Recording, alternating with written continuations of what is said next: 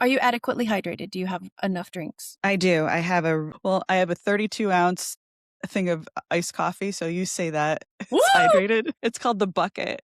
I love this. I love it.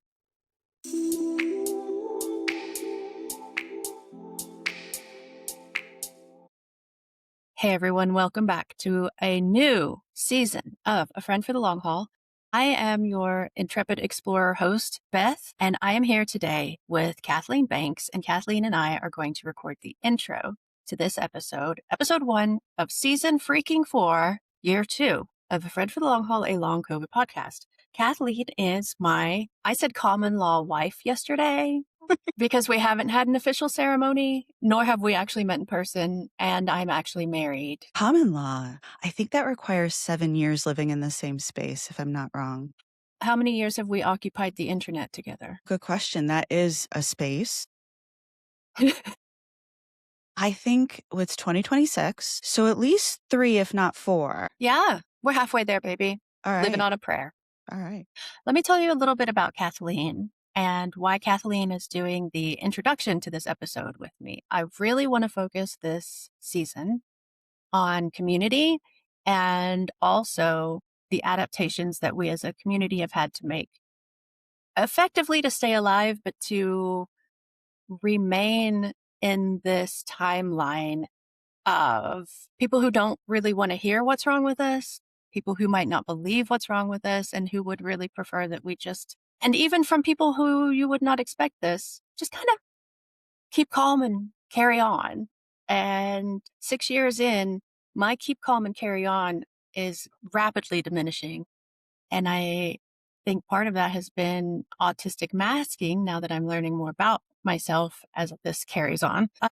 But Kathleen is a connector in a way that I'm a connector, that I couldn't acknowledge that I'm a connector for a long time, but I really am. But you are also this person because you've connected me to knowledge that I wouldn't have had access to because of the work that you do, which I'm very in awe of and so grateful for. But you've also brought me people. Honestly, I think I would have been too shy to approach. And you've brought me gifts and opportunities like a silent benefactor who's helping me out with the podcast in ways that I could never have done for myself. So that's just a tiny portion of the community that you've brought me as a human, but your friendship, I can't begin to explain because I know you're always going to be available. And if we have something going on, we can say it to each other, but it's just turning into Kathleen Hour. Well, that's not really the point of this podcast, is it? It's not, but I'm going to say one other thing because I think all of these things ring true for people who have found people with ME, with long COVID, who are important to them in this space. And that is, you have enhanced my life by making me feel seen and understood when I've had the weirdest, worst shit going on, and being able to talk to you about what it's like to be a person now, which is something that I'm just slowly easing into, not just sick person, but person. I think that's the distinction for me right now is I am a person who is sick, but I have just treated the sick and I'm trying to learn how to person now that I'm still here to be one. The ways that you have helped me do that better and be a better person just by existing in this space is monumental. And I want to thank you for it. And I'm not saying that to kiss your ass. It's genuine. And I don't think that I'm the only person who's experienced that in this community with other people. That's really sweet. And I was not prepared for such a sweet introduction. Just taking a sip of coffee.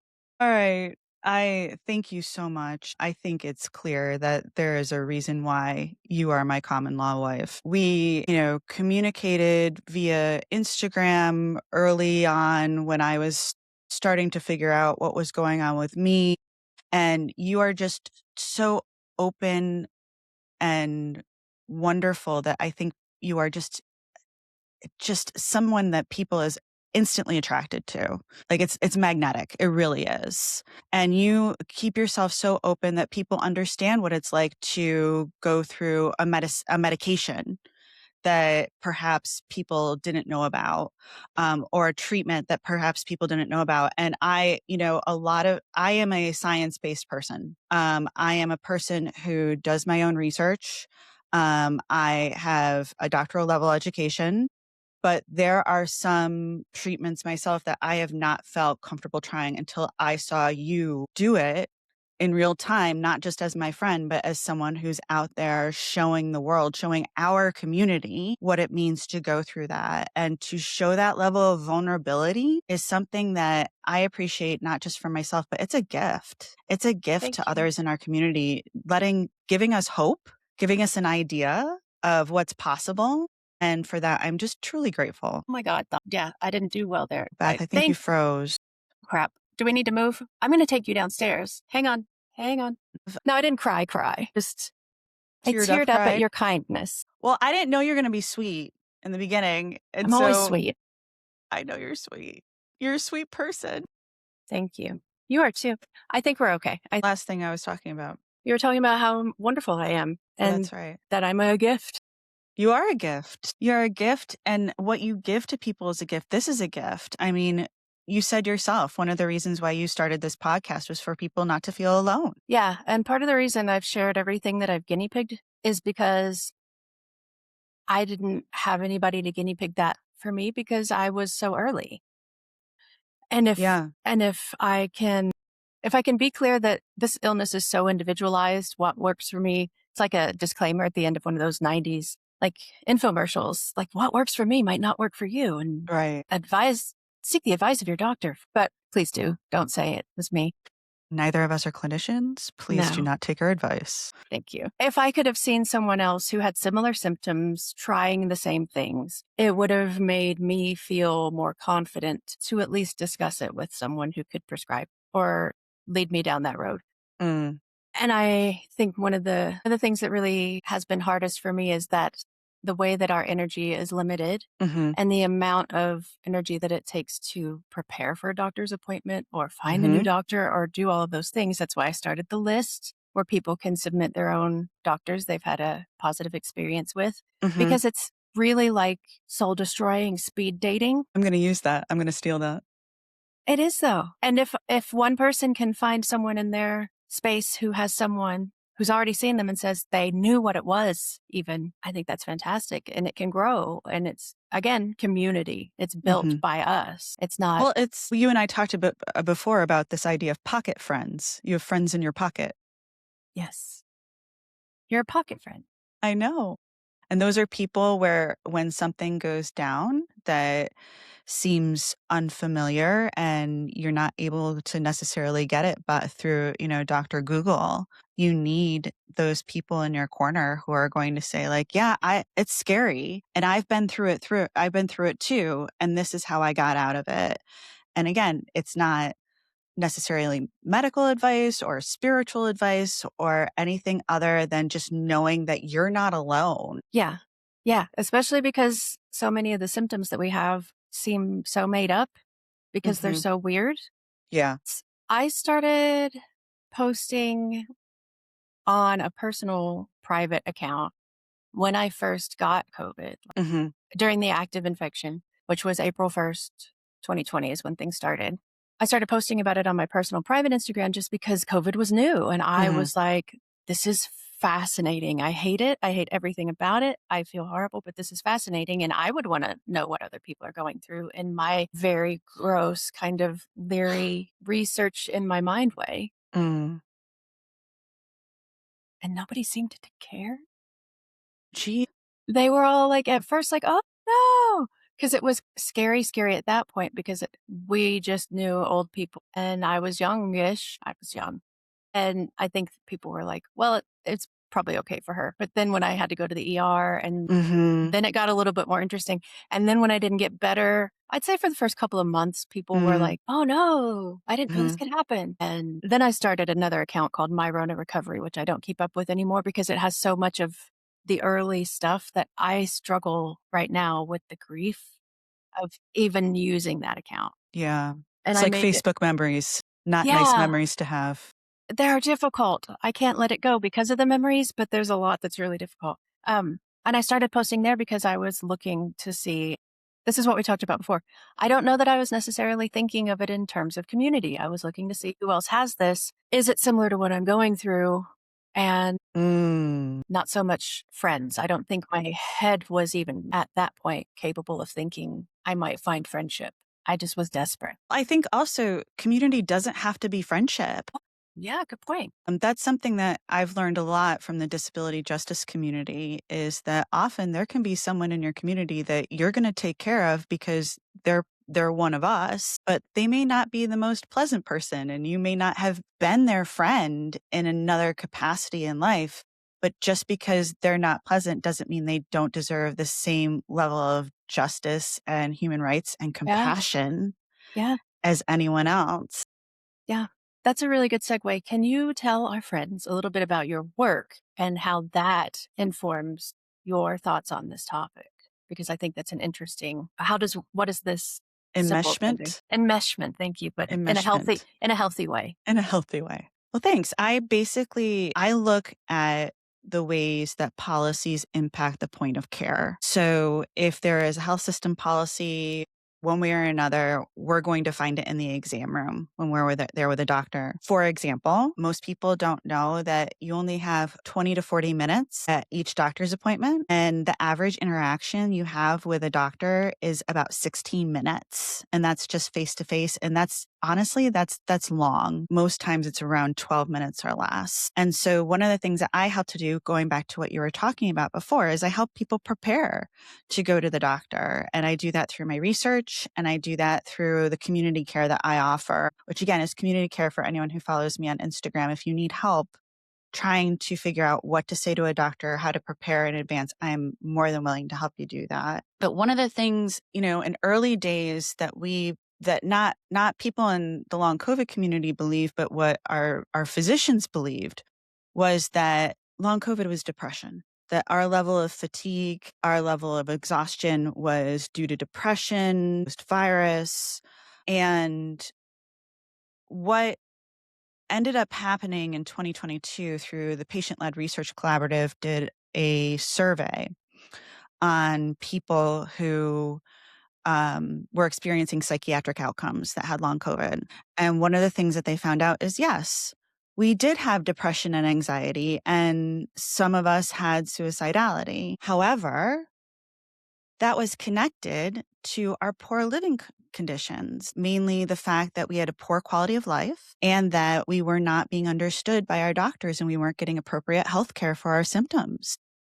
That do it. Yeah, that would do it. And that makes absolute sense. That said, one of the protective effects, as we say in epidemiology, of depression, of anxiety, of feeling like you don't belong was solidarity with other people who had long COVID. Yeah. Right. And that's something I realized as we started talking this morning, because I still am a co admin of a support group in Austin, which is where I lived before we moved to Colorado for my symptoms. And what I see now, because we do still get members applying to join because we're still in a panty. And Texas is an interesting place, and it's kind of like you're in Austin and then you leave the city limits and you're in Texas is one of the things that we say. There's an old Onion article where they built a wall around Austin to keep the Texans out, which I think is cute. But it's an interesting mix of folks looking for help.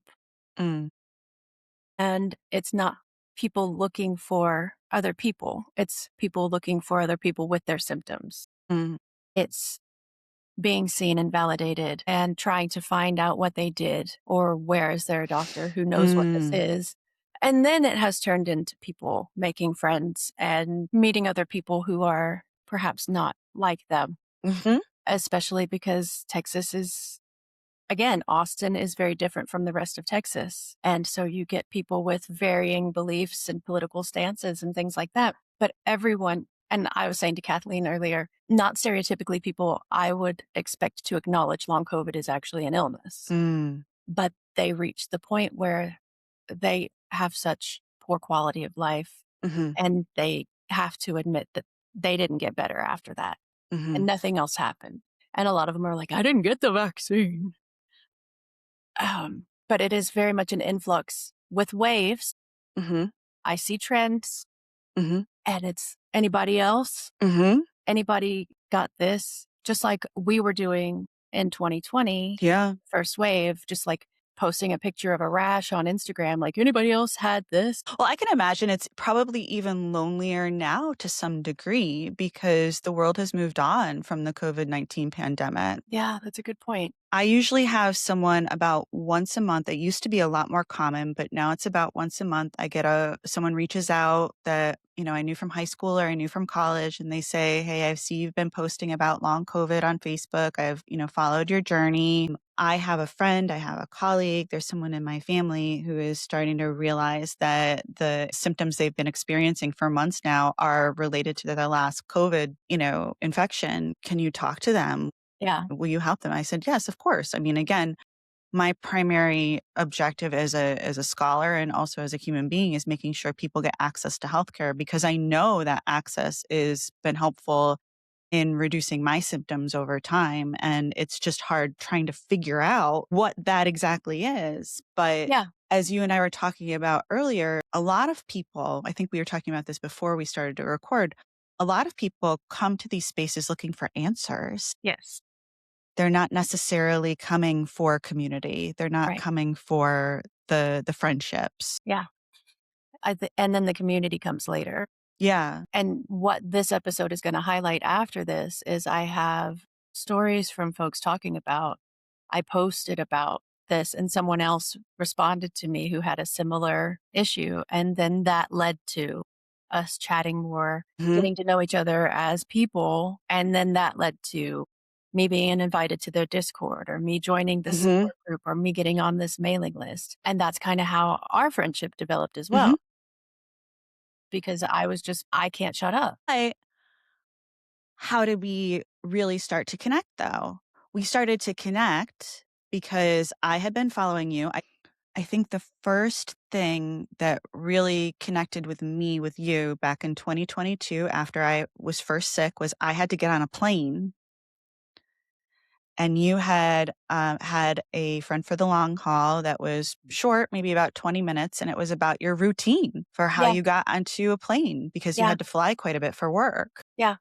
And it made me feel a lot more secure in some of the, hygienic methods, I guess, for lack of a better term, that I was going through and trying to protect myself when I was at Yeah. an airport and on a plane. And this is just when people start masking Yeah.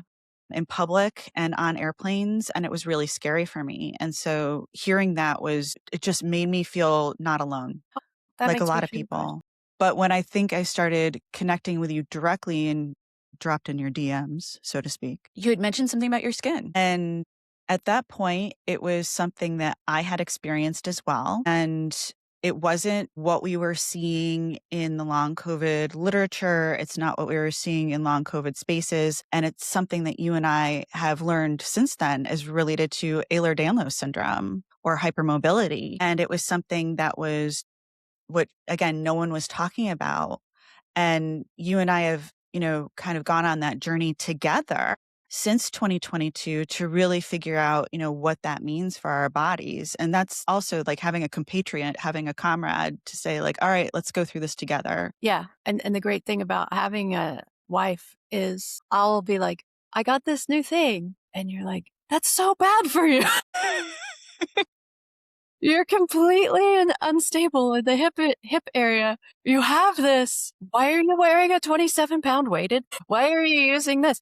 And then my common sense kicks in because I still have a lot of internalized ableism, and I want to just be like I want to be like Linda Hamilton in the Terminator, and that is not something that my body is necessarily made for until I help it get there in a lot of ways that are different from the average body. There you go. Or there's just a different way to get there. Yes, yes. The first time I really, aside from that, also remember us connecting about something is when I started posting about my vision Mm. because I do have binocular vision issues, which a lot of people are finding that they have. And Hmm. you were like, "Oh, no, it was your finger braces." I was like, those are so badass. They probably need them Mm. because My hands freak Kathleen out, and Kathleen is a very bendy person, but my hands freak her out completely because they're that bendy. I probably would have been a very good pianist. Yes, although I would say I think one of my piano teachers would have told you that my hypermobility in my fingers was a detriment. I don't have the strength. I have the That's range. why. Yeah. But first I thought those were really cool. Then you were messaging me about your prism lenses and how they Mm, had helped you. And I learned about vision therapy from you, mhm. which I need to call them. I apologize Vision because vision therapy is therapy is hard. tough. It's It's very tough. tough. And I'm the person with a very poor memory because of all of this, and I forgot a couple appointments, and then I just didn't go back out of embarrassment. I hope that's relatable to someone. It's okay to call them It is. and tell them because they know what's going on with my brain, Mhm, and tell them I got embarrassed and mhm. full of shame because I have trauma, and then maybe can I come back once a month to start instead of weekly? It's hard. It's very difficult. But these are all ways, tying it back to community, that I have learned more than I probably have from medical professionals. How to steer looking for help, Mm, looking for the right treatment, which I've got from people that I haven't met mhm, because this community is so vast and full of knowledgeable people mhm, with varying experiences, but there are common themes to mhm. what's at the core of us. I will say one of my favorite things, though, is learning how much I have in common with people that has nothing to do with my illness. Yes, and also people that I might not have assumed I would get along with because of stereotypes. Mostly, honestly, friendships with women because I've always struggled with that. Mm, And my own self-consciousness around honestly, it's kind of weird. Just people I probably wouldn't have talked to because I wouldn't think we had anything in common because mhm, they have more money or they live this certain mm, mm, and I would have just assumed they wouldn't like me. mm, mm. That's really more what's at the root of it than anything is my own lack of self-confidence or people who I see as super cool or smarter than me. Can you think of an example? Like, you don't have to name names, but, No, like, you would at first, I probably wouldn't have reached out to you because I would have assumed that you're smarter than me and I wouldn't be able to keep up with you in a conversation. well, we know that's not true. Thank you. And then yesterday I talked to Angela, who was the president of Body Politic. And we've known each other since the very, very beginning. And I always just thought Angela's so cool Mhm, that it took me a long time to ask her, and then we had a lot going on, and we both were trying to manage our own symptoms, and when we decided this time to do it, I was like, "I don't know why we haven't done this yet," and she was like, "I don't either, but I'm actually really shy." And I was like, "I'm so shy." But it's so funny because I do a podcast. She mhm. was the president of Body Politic, And she's and testified in front of Congress. testified in front of Bernie. That's what I said to her yesterday, but via text, we were like, "I'm just a baby." It's very much more for me, I think, people that I think even Katrina, I told them when we first talked, when I, volunteered to Mhm. help with COVID Save Colorado, they were doing so much. Mm, That's the thing, Kathleen, that's what it is. I see people doing so much. I don't think about me as doing so much mhm. because I have no self-worth, but I'm working on that. I do a lot too, and You certainly do. I don't acknowledge it. But I see other people doing so much that I feel like I couldn't do. That's when I pull myself back because I'm like, I can't. It becomes a reverence. Mm. Well, that's the strange thing about social media, isn't it? Yeah. Yes, because you're only seeing a tiny Yes. percentage. And we build up some kind of persona. Mhm. And that's another thing that's just nice to have that common thread of, wow, this person sees something in me that no one else has seen, or they're talking about something that no one else has talked about. Right. And that's the opening step. And Yeah.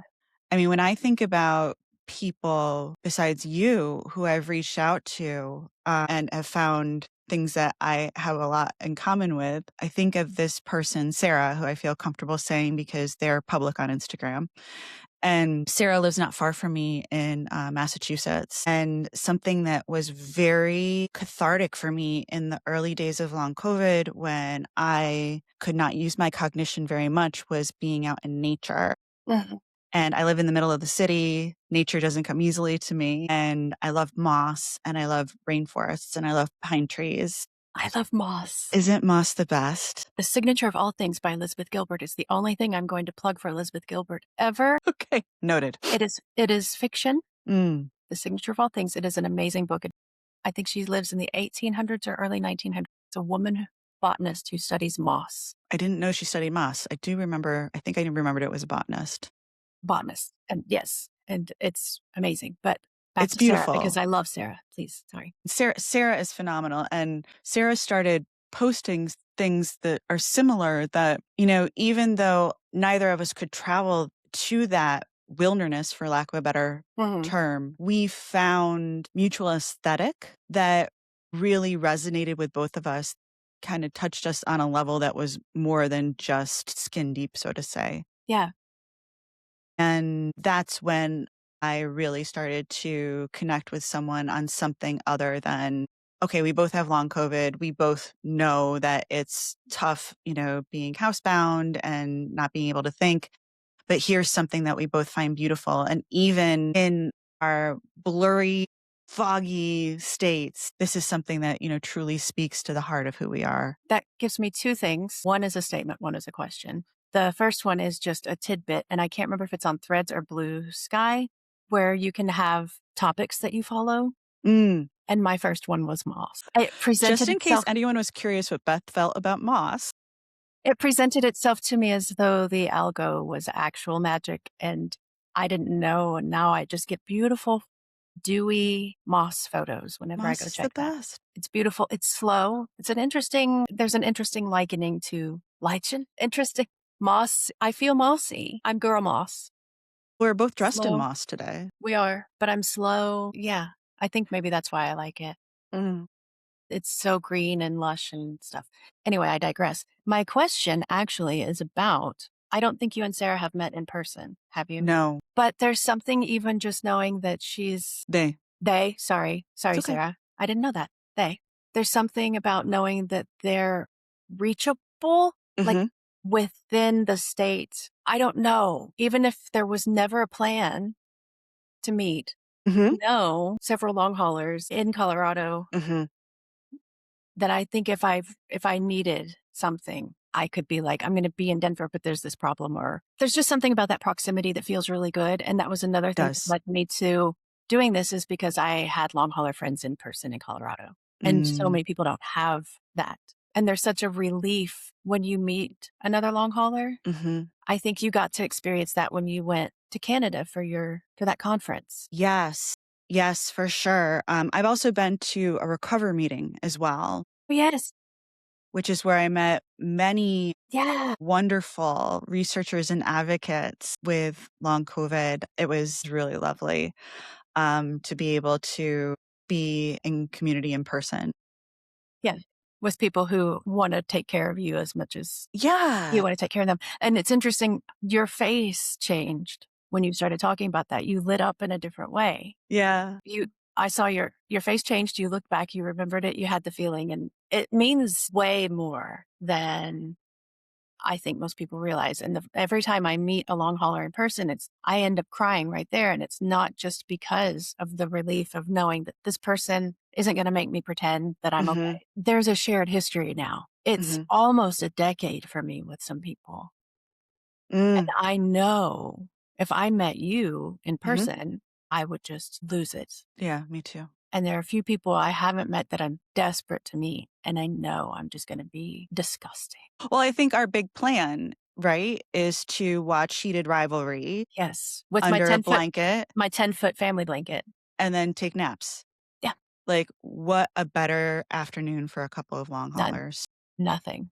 Maybe we'll order some food that won't cause a mast cell Yeah, activation yeah, episode, and it would be the best day ever. oh my And god, I don't think that and the dogs. that's hard with dogs, yes, and that's hard to come by with other people in your life. Yeah, and maybe that's part of going back to what I was saying about friendship, particularly for me with women that's been difficult, Mm, is my own guard is down now mm, because I don't have the energy for it. yes.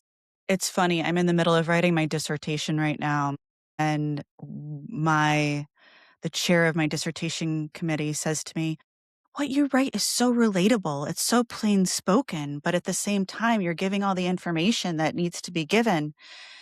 And while it's definitely a compliment and something that I think every academic should strive for, Yeah. um, it's also because of long COVID. Yeah.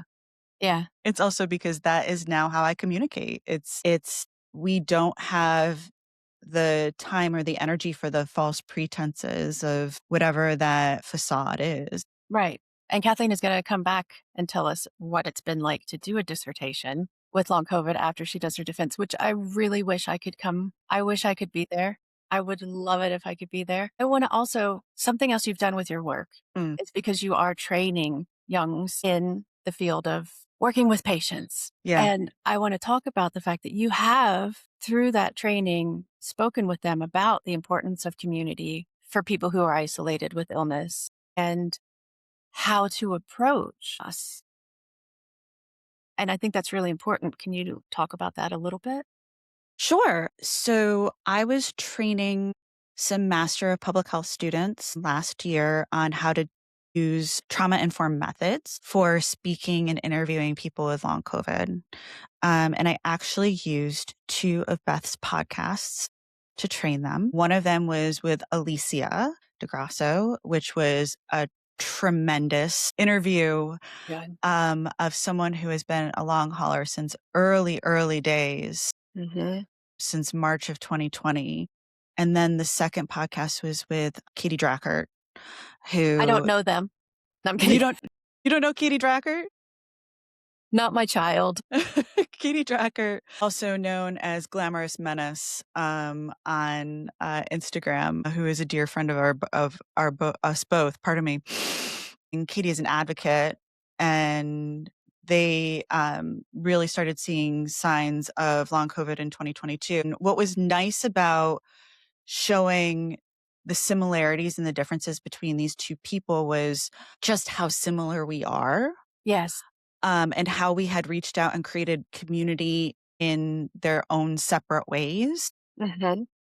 through online spaces and also in-person spaces. Katie does a lot of in-person advocacy with her group Clean the Air Texas, ATX, and also learning about how, the interactions with families can get Yes. and the way Liz. that we speak to our families, both literally our cadence and Hmm. also our relationships with our families and how we speak with them. And so one of my goals in having the research assistants listen to Friend for the Long Haul was that the first time they heard a person speaking about a long COVID experience wasn't when they were doing their first interview with someone Thank with long you. COVID. Yes. And we talked about certain phrases that could be triggering for people, like during the pandemic, which if you're an average researcher doing an interview, you don't necessarily understand that that phrase during the pandemic is triggering, or talking about going into a space without wearing a mask. Right.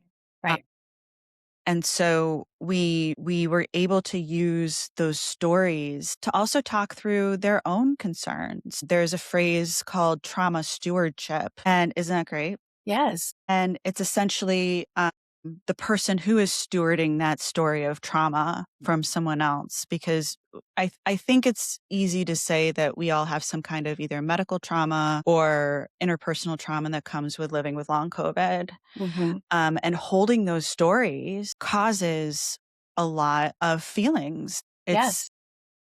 stays in your body. I wanted to, and trauma informed research isn't just making sure you're trauma informed for the person you're interviewing. It's also for the person themselves who's doing the interviewing. That's an And so important distinction right there. it really is. And I knew that I was going to have to do trauma informed interviewing for our community. I was at a conference in June of 2020 maybe 2024, 2025. And I was seeing people testify about their lived experience. And these were people, and I've seen it at multiple conferences since. These are people who are advocates. They have spoken about their lived experience in large spaces before, including these conferences, and I could see the thousand-yard stare The glaze, the Krispy Kreme is what that Katie you calls it. see in with people who have post-traumatic stress disorder. And the only time I have seen this previously in my work as a public health professional was when I was interviewing refugees in Greece in refugee camps. It was the same look. And I remember talking to a colleague at that time, and I said, wow, I'm really going to need to do trauma informed interviewing for community. Yeah. Um, and going back to our original conversation about community, like that is a shared trauma. That Yes. is something that we can't share with people who have not been in the same experience. That's such an important thing because I think all we want is an Mm, acknowledgement of it. And for someone to say, I see that, that's hard. mhm, And for some reason, it doesn't come from the ways that you think it should. mhm, And that adds to the grief of it. And I hope that your model gets spread out more. I'm going to really try to manifest that because it's so intentional and so well done thank and you, so important. thank you. And not just for long haulers, but in general. One of the first principles of trauma-informed research and trauma-informed work is that trauma is universal. Yeah. It's really a way we should be speaking with each other generally. Right. And everyone has trauma from the last 6 years, whether they want to acknowledge it or not, and whether they are still sick or not. Yes, It is a collective, traumatic universal event. traumatic event that I think that's part of the reason everything is so icky right now is people can't Mm, admit how much it affected them. mhm, And everybody knows someone who has been impacted really poorly by the virus itself. mhm. And it's just led to this shutdown that is scary to me. Well, one of the things that we're seeing in doctors is, a lot of people get frustrated with doctors because they won't mask or, they don't seem to think that long COVID is a thing. Yeah. And people are disbelieved and they're dismissed when they go into doctors' offices. And I don't believe, and other physicians that I've worked with don't believe that doctors have really come to terms with what happened in 2020 and 2021 That tracks for me. I can see that. when their lives were truly at risk every single day. Yeah. Re-engaging with the mask wearing means they have to acknowledge that they're still at risk. Yeah. And it would bring up so many scary memories. And, until we start talking about those, like I told you before when we started, one of the things that I focus on are policies that go to the point of service, like what happens in the exam room. Mm. And so now you have, this one physician who's coming into an exam room who hasn't dealt with their own trauma and their own concerns about what happened in 2020 and 2021 and their feelings about COVID. And then you have a person living with long COVID who's coming in to the exam room. It's probably, they've been waiting 3 to Oh my 12 God. months for this appointment, Yep. and they're ready with all their notes. They probably have some kind of heightened nervous system state, and you're about to go into that with 2 people that so much of what happens in that exam room has nothing to do with what's happening in that exam room. And I will say this until I'm blue in the face. They have 16 minutes and there's 203 long COVID symptoms. Oh my God. Yep. A shortage of professionals because so many people got so burnt out and left Exactly. Exactly. and so traumatized and left. It's true. That made me remember when Dr. Petrino came on, which I still Mm, am astounded when I say I got to talk to Dr. Petrino while I had COVID. I didn't even know jeez. that was so I got reinfected and was like, I'm kind of out of it today. But he had from the beginning, I think, I can't remember exactly, but had counseling Mhm, for his team mhm, because he very much acknowledged that you're dealing with folks who have not been heard and have been mhm, waiting and waiting and waiting for help. And I had a PowerPoint at one point. I have two. I have one for my trauma and one for my long COVID because it's so much and you mhm, cannot. And also, I think a lot of doctors are trained to get through that 16 minutes mhm. try to take everything in, but listen for key phrases. Yes, they are. Absolutely. And that's something I learned both from you and from another nurse that I worked with. It's very much like there's also this unfortunate thing where I think doctors here, I saw on TikTok or I heard from a friend on social Yeah. media who I don't know. And then they think, oh, yeah, you've got Ehlers-Danlos, of course, because your hand is bendy. Mhm. And they don't know about this community that exists Mhm. of sharing real time experience and knowledge that's been Mhm. built over the years. So they hear that and it's an instant like, oh, dismissal because we're looking for things to be wrong. And I'm not Yes. looking for things to be wrong. I'm looking for a name for the thing that is wrong so that I can try to speak about it Say that intelligently. again. I am not looking for things to be wrong with me. I know what's wrong with me. I just don't have the experience and the knowledge to be able to name it. And then I meet people in this space who do. And everyone's coming with all of these different valuable insights or not, but mostly. And then I can come to you and say, everything I have tracks with this Mhm. phrase. What do I do about this? Because it lit up after I got COVID. Mhm. And I see the Krispy Kreme glaze when I go in and say long COVID. And I don't Mm. do that now. If I go in and say, I have been ill since my initial COVID infection, and this is the cascade of events, Mm. right this minute, my quality of life, that's the big phrase, is so poor because of this particular thing. Mhm. And this I learned from you. I got 16 minutes, maybe Yeah. 12, probably. What is the thing at this appointment Mhm. that is most impacting my quality of life? Mhm. And hopefully they have been using our favorite social media platform, my chart, and read up on me a little bit before they get there, which they usually have. And they come in and they're like, Jesus Christ, you're I doing have very well considering. I know. I have a this is an aside. I have a doctor who's not on my chart, and I was asked to send over my medical records before Beth is holding her face. I was asked to send over my medical records before our appointment. And so I emailed them, and it's currently the largest file that I have in my Gmail outbox right now. And he was a little annoyed when I showed up at the appointment because he had a stack of about 100 pages. And to be fair, it was not all of my medical, it was only my medical records that applied to this particular appointment. And it truly is astonishing how quickly things add up. And I say that fully knowing my privilege Yeah. to have those 100 pages, Yes. because even those of us who do have the ability to understand and name what's happening, it doesn't mean that we still have access to that kind of healthcare. Yep. Very real. And it does, and it's not just, I live in Boston, which, healthcare is our number one economy out here, maybe second to academia. It's not just being within like this ecosystem of healthcare, compared to our friends in Nebraska or Oklahoma. It's also having someone who believes you. Yes. Yes, for sure. It's so hard. I don't know how I have managed to build a good team, but I have. And that is something that I'll always be grateful for because Fort Collins is not a big town, Mm-mm. but I have found some incredible doctors in this little place, and I'm just really grateful.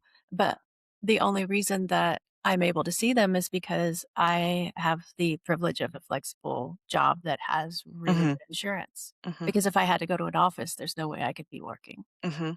If I had to drive, I can't. There's no way Mhm. I could do a commute. And having the experience that I have that led me to be able to have that job Mhm. is what has made a huge difference. And also my previous job, because I worked at the University of Texas and was able to stalk the people who were starting the long COVID clinic there Mhm. and hunt them down and make myself like patient zero there. And this is the hard part, I think, of living with our illness, is that sometimes it's hard to get outside of our immediate orbit. Oh, yeah. It's really hard, but if we pay attention even just a little bit about what's happening in healthcare in our country right now, there are members of our community who are hurting because they do not have access or do not have privilege the ways that those of us who are sometimes the loudest do. Like, for example, people in our community who are on Medicaid do Yes. not necessarily have access to telehealth. No, no.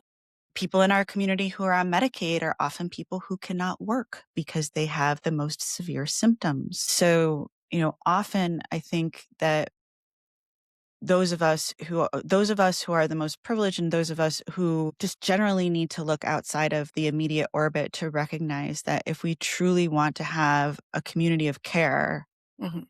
that means those of us who are even invisible within our communities. I think before we were talking, I was telling you about a study that happened in Boston a few years ago about people who are non-English speakers.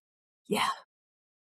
And essentially what happened was there was this study where they reached out to non-English speakers in Massachusetts and they asked if they had any of the symptoms that aligned with long COVID for more than 3 months. And the majority of people said that they had, because it was a specific sample. They said that they had. No one had, I should say the majority, no one had ever told them that it was long COVID. They never knew from social media. Mhm. They never knew from their families. They never knew from their doctors. No one had ever told them that it was related to their COVID infection. Yeah. And they were so grateful just because someone during a survey that was happening via Zoom, someone told them that the symptoms that they were having were related to their COVID infection. Can you imagine? 'Cause it's so scary because you're so out of control with all of it. Yeah. But just being not even within that realm of information because there's nothing in your language. Mm. Yeah. That just really hurts. It does. It really does. So just thinking more broadly about community, not just, the people who are in our DMs Mhm. or who are come up on our stories feeds, Yeah. but just the broader community. Like, who are we talking about? Like, there's a reason why people like Julia Moore Vogel have created these clinical trials where people are able to get access in their homes. It's because we have people who are thinking about those members of our community who are not able to be in clinical trials Yes. because we have not thought about these people in the general science space or the general research space. And so I think that's a really good reminder for all of us that it's not just, the external folks like the scientists or the doctors, whoever, like this is something that we should be able to do for each other. It's It disability is. justice. It is. And that's another beautiful thing about having people with our experience in positions like Julia's, Mm. because it makes it real and it makes it, I hate to use the word credible, but I think in some spaces you have to have that credibility. I don't know if that's the right word that I'm trying to use, but The bona fides. yeah, Yeah. exactly. Yeah. And bona fides as seen within a An academic or a space. medical space. Yeah. Julie is another person that you brought into my sphere, which has been an absolute delight.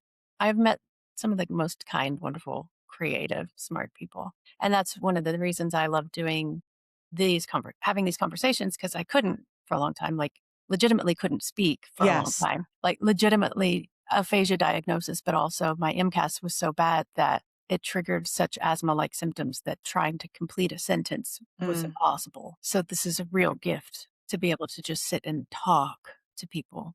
The saddest thing was I couldn't laugh for a long time. I would have an asthma attack because I couldn't laugh. And if anyone knows me, that's like my favorite. It's so Love sad. laughing and it was horrible. But being able to have these conversations, meet people and just connect in this way, but also collect the stories. Going back to Alicia, Mm. Alyssa, she's a really great example of someone that I didn't know very well, Mm. but we shared a funny meme and it ties to my chart. And it was the one with the book from the never ending story. Mhm. And it was a meme about going to see my doctor with my medical records. And it was the book from the never ending story. And That's funny. I was just like, I knew she was doing a lot of community care work with being an endometriosis patient Mhm. advocate and doula work. And I was just like, how are you doing these things? Because I could see how sick you are.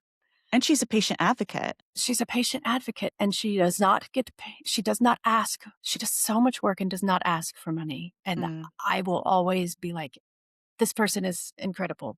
I wish I had more capability to upload videos of these recordings because Mhm. what you watch with me when I meet someone new and I hear their story is you can watch me fall in love with everyone. And I just have a real soft spot. And this is incredible. And it is the network of people. It's difficult because we are all coming with trauma. Yeah. And it's difficult because we are all coming with different cognitive impacts. Mhm. And I have myself been party to disagreements within our community, largely because I misunderstood something Mm. or someone else misunderstood me because we feel so much about protecting ourselves. Mhm. And that can be really hard. I think it adds a different layer of hurt when you have a disagreement with someone Mhm. in our community because you've shared so much. So I would really like for all of us to try to be able to find ways to be gentler with ourselves Yes. around those things because we all understand how hard it is to some days have a conversation. And there are definitely times when I should have said, I can't, I love you, but my brain, I can't talk about this today. Please Yeah. forgive me. I want to be able to communicate this effectively. And things we, again, going back to our disability justice ancestors, we do not have to be in good relationship with everyone within our community. What I mean is, we do not have to be close. We do not have to be friends. We can not like other people within our community. But at the same time, they are our community Yes. and we Yeah. need to take care of each other. Right. Right. And I actually think I can learn something from everyone, even if it's just something about, I'm so sorry. I think I can learn something from everyone, even if it's just something about myself that might make me approach something more thoughtfully in a different context or Absolutely. things like that. And it's all valuable. Absolutely. Is there anything about community that we haven't talked about that you wanted I don't to? know. We've pretty much covered the gambit. Yeah, I think so too. I'm just really grateful. I'm astonished that anybody lets me talk about anything. So to be able to have these conversations, keep an anthology of everybody's stories, and meet the people I've met has just been one of the things that's really kept me going. And that's what's kind of at the heart of it is I think we've all there are people in this community and things that have happened in this community that have kept me wanting to keep trying. And that's why I think this episode that you're going to do with all the people who called in or wrote into you is so important because this is Long COVID Awareness Month for those who Yes. do not know. And there's a lot of grief for people this month. There's a lot of grief and reliving of said trauma that we mentioned before. Yeah. And there's a lot of, as there should be, Right. as there should be, it's almost like a vigil for many of us. Yeah. And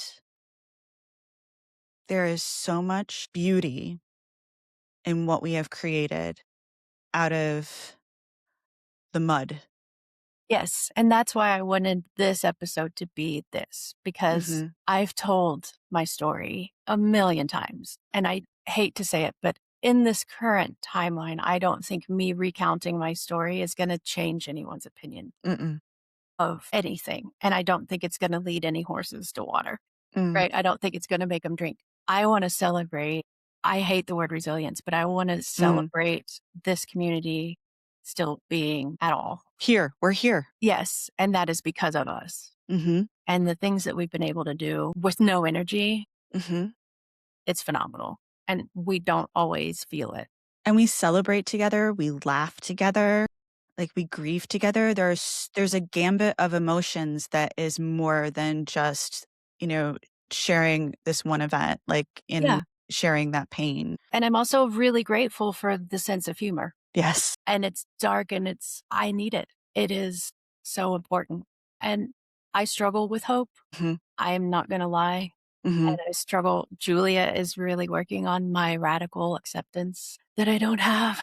And we're going to talk about that when Julia comes on again with Dr. Wes Ely, by the Yeah, that's way. exciting. That is going to be a really nice episode. That's going to be fun. He's so kind, but I do struggle with hope and I do struggle with accepting all of this.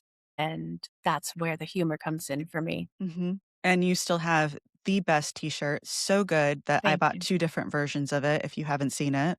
Thank you. It says, what is it? It's fueled by dark humor and salt. Is that Yes, why? Yeah. which is absolutely correct. That is not the number one seller. The number one seller is Kids Get Long COVID too.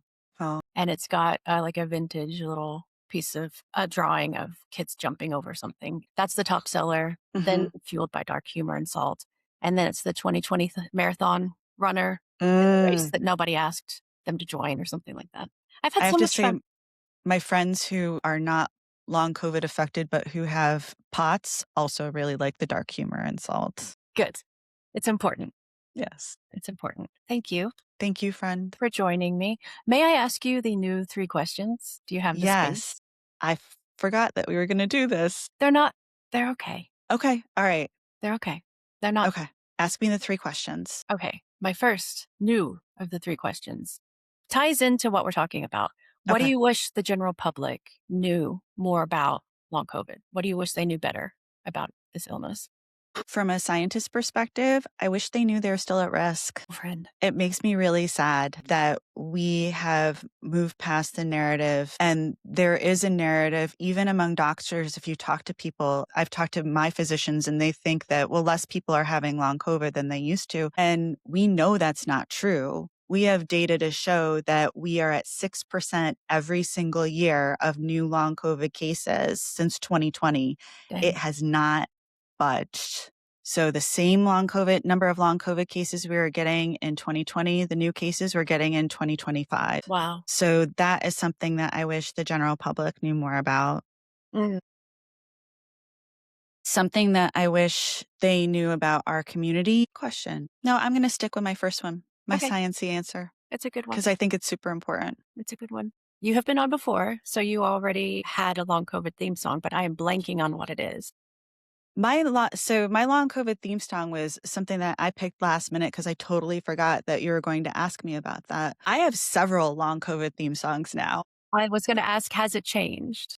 It definitely has. One of them for a while, whenever I'm going through a really bad symptom flare, is Help I'm Alive. Me too. I use that in stories a lot. I think I have as well. And it just has a really great hook. And it's also just, again, goes back with the dark humor of Help I'm Alive. But when I'm having a really great day, it's Sympathy Magic by I just Florence and the Machine. I just used that yesterday. I just posted that yesterday. It's a beautiful song. And there's a line that says, come on, I can take it. What else? What else? What else? Yeah, good. Good Sometimes it ones. feels like I'm tempting fate with that, but it also makes me feel resilient. It gives me this sense of vitality. Yeah, yeah, I can take it. good answers. The last one is about community, and it's basically just, is there any particular group, person, someone you'd like to shout out, or is there a particular way that community has showed up for you that's been most helpful during this time? So, something that has been really a learning experience for me, being within the disability justice space, has been, as I mentioned multiple times today, is community care. And there were times I don't think it ever occurred to me to just send someone money, someone who asked for it, and do it without questions. I think I grew up in the same space that a lot of people did, which is that, if someone's going to ask for money, they better have a damn good reason and list all of them and how they're going to be accountable for it. Yes. And that's not only in, the general public and how we, document charity in this country, but also in looking at some of the work that I've done whenever I've done a grant. You always need to have be accountable to the person giving money, which I think there's always an important to accountability in that space. Let me just say that.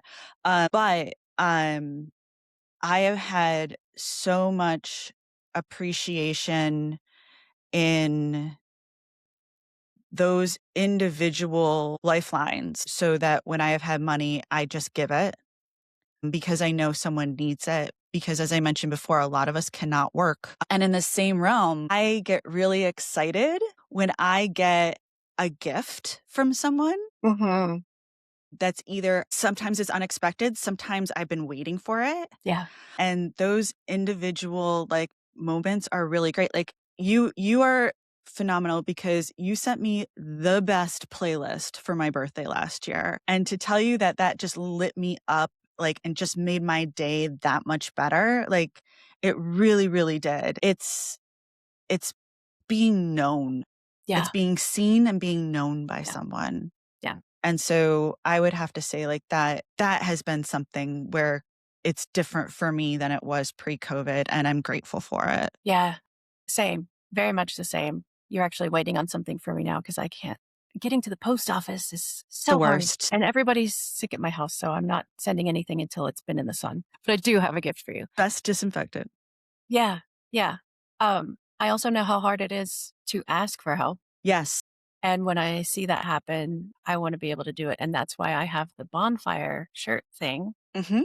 is number one, if I need something for this, Mhm. I use it for that. And what's left over is the only way I would be able to do the community care otherwise. And I'll do like I might do the Sick Times is doing a fundraiser. So I'm going to Mhm. sell something and then use that because that's how I can. And it means so much. I mean, I've even just for the kids' birthdays, I've had when I got reinfected, just things that people have helped with that I wouldn't have been able to get.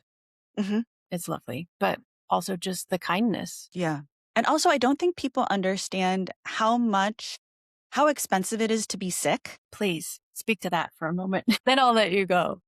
Well, I mean, there's the general idea of, co-pays and insurance premiums and things that, we think of with being sick, but think of something as simple as Band-Aids. Band-Aids aren't something that you can go pick up for free at the pharmacy. Like you have to pay for them out of pocket and they're usually about $5. And if you need Band-Aids every single week, that ends up being $20 a month that all of a sudden isn't going towards your car payment, or it's not going towards your cell phone payment, or all these things that we have deemed as being necessary. So now we have all of these items that typically aren't thought of as necessary for long COVID. A lot of us take antihistamines, quite a few of them, which adds up over time. I am one of those people that has tried every type of anti-inflammatory fish oil that's on the market, and sadly, the one that has been the most effective for my body is $77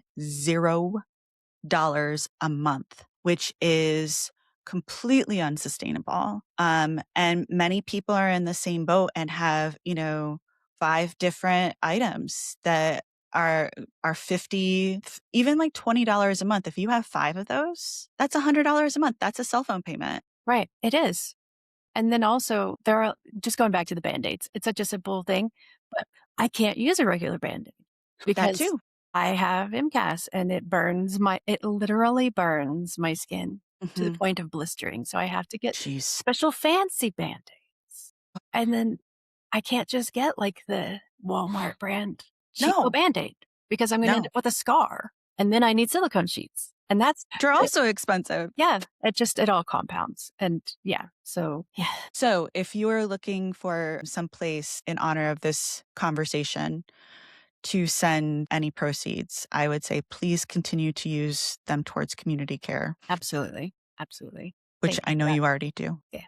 Thank you. I appreciate it. All right. Kathleen Banks is a health systems researcher with expertise on patient physician relationships and a very dear friend. Thank you for taking the time and the spoons to join me talking about friendship. It's been my absolute pleasure. Thank you for having me. Thank you so much. Thank you for tuning in to A Friend for the Long Haul. I want to remind listeners that while our conversations may touch on medical topics, I'm not a medical professional and neither are most of our guests. The content provided here is for informational and entertainment purposes only. Any advice or information shared should not be considered a substitute for professional medical advice, diagnosis, or treatment. Always consult with a qualified healthcare provider regarding any medical concerns or conditions. Additionally, I'm committed to transparency in advertising. Any advertisements or sponsored content featured in these episodes will be clearly disclosed as such. Lastly, I acknowledge that the recording of this podcast takes place on the traditional lands of the Arapaho, the Cheyenne, the Sioux, and the Ute peoples. Again, thanks for listening, and stay tuned for more episodes of A Friend for the Long Haul.